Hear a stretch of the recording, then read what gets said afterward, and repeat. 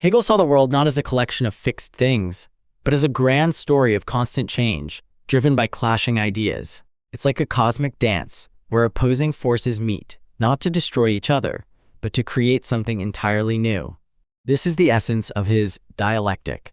He got the idea from Heraclitus, an old Greek thinker who said conflict is the origin of everything. He believed that truth emerges from the clash of opposing ideas. Hegel, like Heraclitus, saw that life needs death to be understood. He also knew light can only be understood in relation to the dark.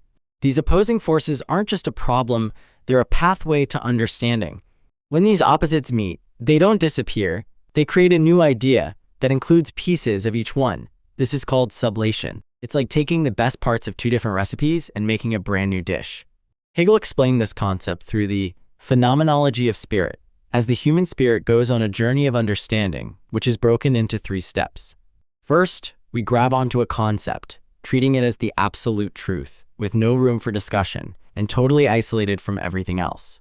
For example, we think of justice as a simple and unquestionable principle.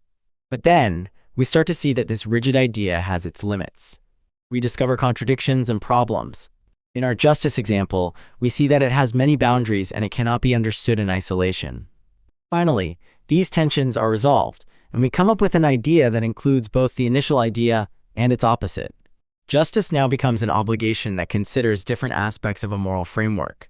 The initial concept wasn't destroyed, but changed and expanded, becoming much more complete.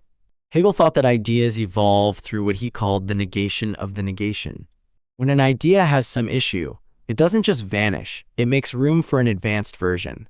Once that advanced version has its own issues, it then evolves into a new and better idea, taking all the lessons learned from the previous steps. This can be seen in our history, as new ideas build up from previous ones. To picture the way Hegel sees the world, he gave the image of painting gray on gray. Philosophy, in Hegel's eyes, is all about capturing the subtle shifts in the world, not just making grand statements. These shades of gray represent the ongoing interplay of opposing ideas within a single thought. It's not about final answers, but about a constant evolution. Hegel's ideas had a huge influence on other thinkers.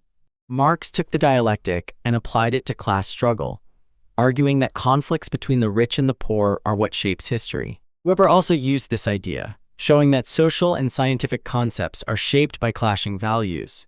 The dialectic can be seen in different ways.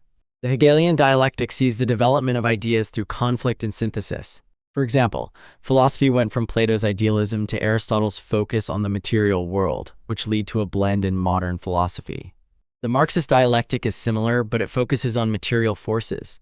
An example would be how small-scale farming evolved into feudalism and then into capitalist agriculture. You can also see the dialectic in natural processes.